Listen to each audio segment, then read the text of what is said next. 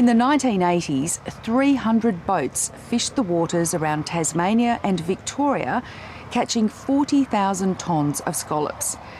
Now the fishery is a fraction of what it used to be, the allowable catch a tenth of what it was. Today, the industry is struggling with regulations and trying to stay ahead of a mysterious algal bloom. Fiona Breen went scallop fishing with the Hammond family. In the shadow of the imposing natural landmark known as the Nut on Tasmania's northwest coast, a small fleet of scallop boats sit at the dock. This is a good proportion of what's left of Australia's scallop fishing fleet. Well, I think there was eight or nine boats in there. 4 of them are Tassie boats and the other 4 are boats in Victoria, but they've got Tassie licence and Tassie quota. They're pretty much all family boats. The father's trying to keep the sons in the industry, so to speak, and it's like the farmer on the land. I suppose you can't afford to buy another farm, but if you want to be a farmer, you've got to take over Dad's, well, you know, the generations of work that's gone in front of you, and that's my young bloke's, he's the 4th generation in our family fishing, and he's actually gone away from it for a while, and he's come back again, but it's all getting too hard. The whole bloody thing's too hard. They're here to fish the paddocks, as they call them, about an hour and a half off the coast.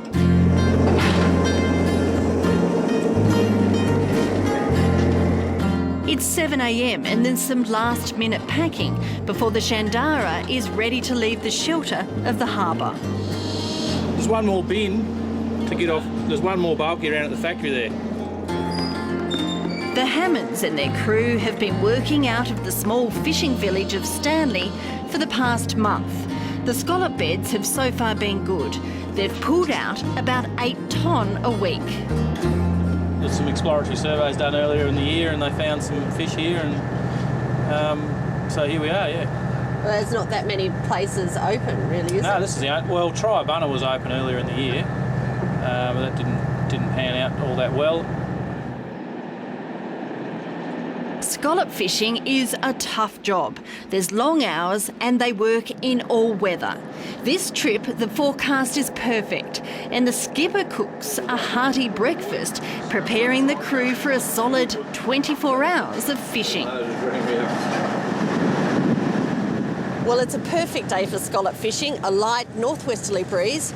The seas are calm. We're heading about 8 nautical miles off the northwest coast of Tassie, and the crew's confident they'll get a good haul of scallops.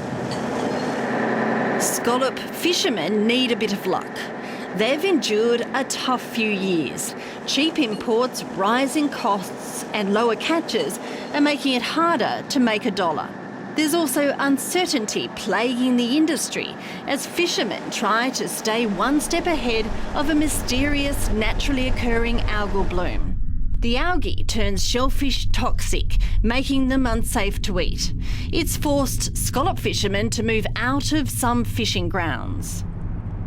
This year, yes, we've had a level of toxin in a sort of a low level off the east coast of Tasmania, and we had a higher level in Bass Strait. But in both instances, we closed the fishery on a temporary basis, on a voluntary basis, and then with further testing, we were able to reopen the fishery. They've been moving between 3 scallop grounds around Tasmania and in Bass Strait to keep away from any algal bloom. I guess the important thing is that we ensure that always have scallops on the market that are safe for human consumption. It's not just nature that's frustrating fishermen. It's the mass of regulation that comes with fishing in 3 different jurisdictions: Commonwealth, Tasmanian and Victorian waters. This mindset we've got now is that fishermen are rape pillagers, plunderers, we're enough and left if we don't stop them. Well, they pretty much stopped us. There's only one endangered species out here, and that's me. And Junior. Yeah, we've managed to death. Authorities from Victoria, the Commonwealth and Tasmania have been talking about streamlining the 3 different sets of regulations, but nothing's happening fast. Marine biologist Jayson Semmens surveys scallop beds in all 3 jurisdictions. You know, there's links between all the jurisdictions, and you know that's a really important thing. That you know what happens in one jurisdiction actually you know has potential effects on the others because the stocks are related. So that that is something that may need to be tweaked, and you know maybe that's seen as the area of over-regulation. But you know, like anyone. You know, we have to work into what's there, and you know we don't make the policies. We work within the policies, just like the fishers do. The data his team provides helps regulators decide which areas can be fished and how many scallops can be taken. And the current management regime is around spatial management. The idea is, like managing the paddocks on a farm, you only have a small area open and you keep the rest closed. That way you're not impacting on other areas. The invisible fences can't be breached. Each scallop boat is tracked by authorities in Canberra and Tasmania via a vessel monitoring device. Then they'd have a track of where you've been, what speed you're doing, what direction you're going. You'd get a call from someone in Canberra. In this circuit, well, it depends. If you went into the Commonwealth Marine Park, you get a call from someone in Canberra, and if you went across into the state closed area, you get a call from fisheries or marine police. This season, the fishermen are allowed in 3 areas. There's a limit set after a raft of pre-season surveys determining the scallop numbers. I think this area here that's open here now works out for our total available area of fish in Tasmanian waters is less than half of 1%. That's all we've got to fish in. How much of an area do you have to fish in Bass Strait? We've called it a lot of things, but we've called it a bee's dick. Go fishing, you're not allowed to go any bloody where, you can't look anywhere. We're locked in little paddocks everywhere. Just crazy stuff. Industry veteran Jono Hammond is not convinced by the surveys. He wants more areas opened up to fishing exploration. But the scientists are saying there's just not the numbers there used to be. They're one of those animals that are just so variable. You know, they can have, you know, they're prone to recruitment failures, they're prone to these die-offs. You know, that's not to say there aren't, particular things causing them, but, you know, they're the kind of animal that's highly variable. The numbers are highly variable and populations are highly variable. And so, yeah, it's a frustrating ride working with scallops. Just couldn't let us be fishermen. Fishermen are hunter-gatherers. We've got to go bloody hunting. We've got to find these things. The one bright spot has been these grounds off Stanley, where the scallops have been perfect and there's been no sign of the toxin. A handful of boats have been bringing in about 8 tonne once or twice a week. It's good news for Jono Hammond. Magnificent, mate. After 50 years in the business, he's feeling a little jaded. He still loves scallops, but he's just about had enough of fishing for them. How's that? And that's worth every bit of $40 a kilo. Fresh. We should be carting seriously out here, feeding them fresh off the knife. No, that's magnificent. Magnificent. You haven't got tired of them yet? I used to eat 3 or 4 dozen a night, every night. If there's anything wrong with them, I should be dead by now.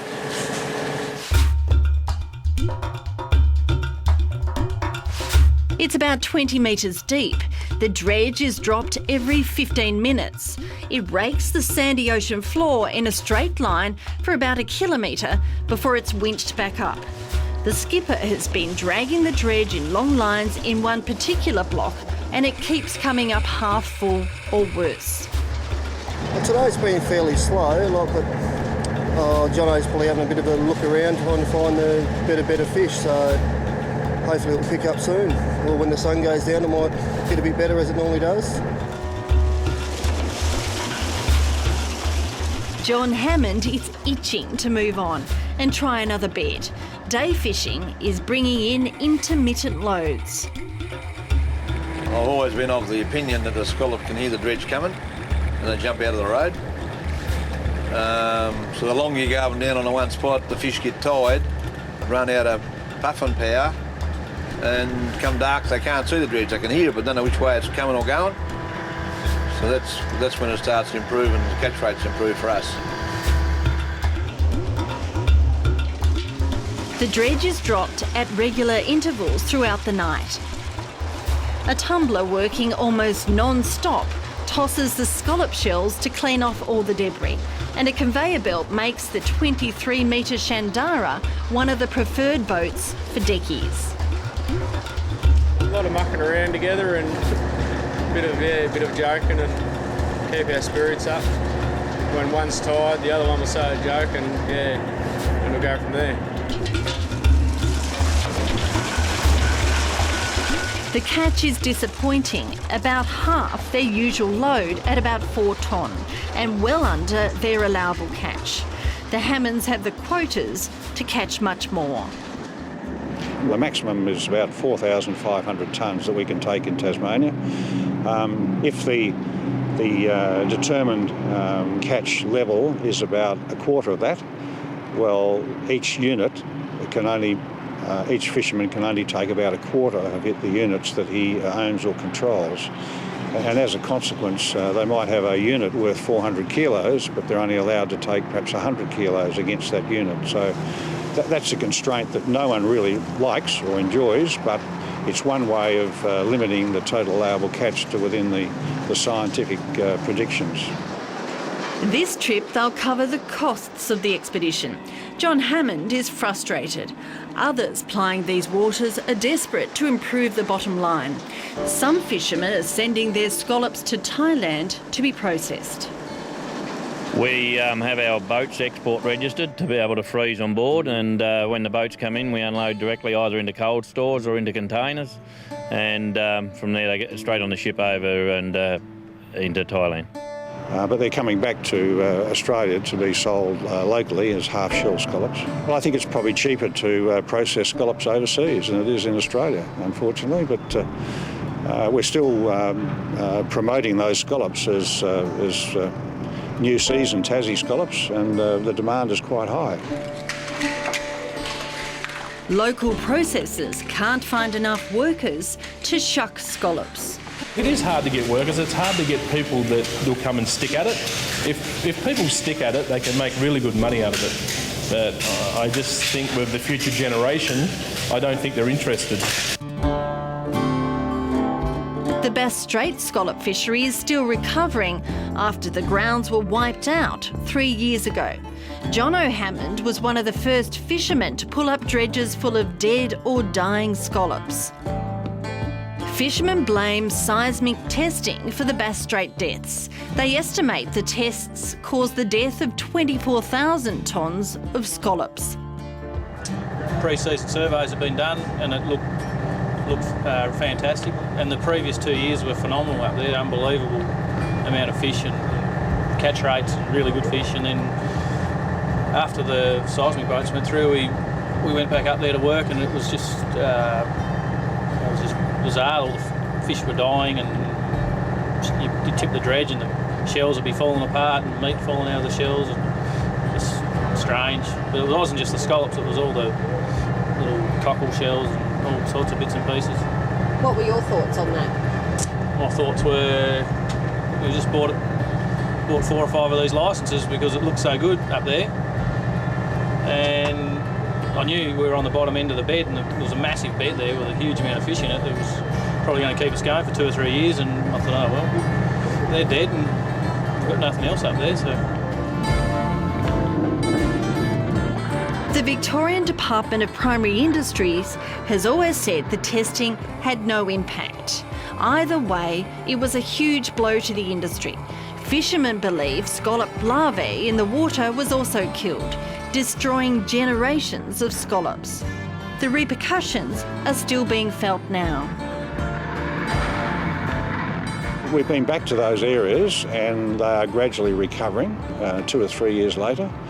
And we would hope that Bass Strait would be more productive in the future. But for the moment, we're still a lot lower offtakes than we would really expect. The Institute for Marine and Antarctic Studies is trying to find out once and for all. Jayson Semmens is researching the effects of seismic activity on scallops and rock lobsters. Australia-wide and worldwide, everyone is wanting to know, you know, what are the potential effects of this testing, you know, from tuna to lobsters to scallops. You know, there's a lot of potential fisheries that could be affected because there's a lot of overlap.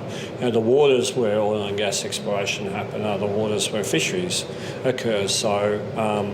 You know, we really need to get an understanding of, what could be done. It's about, you know, can you manage these things?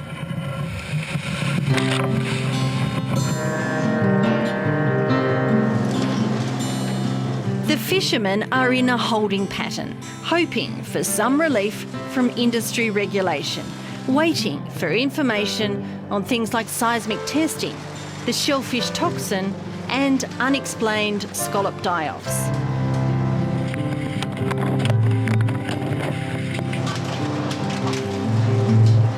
People are still eating scallops. This processor has just received the load off the Shandara. A good scallop splitter will shuck 9 to 10 kilograms an hour. Look, I think Tasmania still loves scallops. Again, they want to see the quality, which the quality is there. We're getting rid of as many scallops as we can. As much as we get in, as much as it goes out. While some scallops are being sent across to the Victorian markets and small numbers trickle through to other states, Tassie is still the biggest market.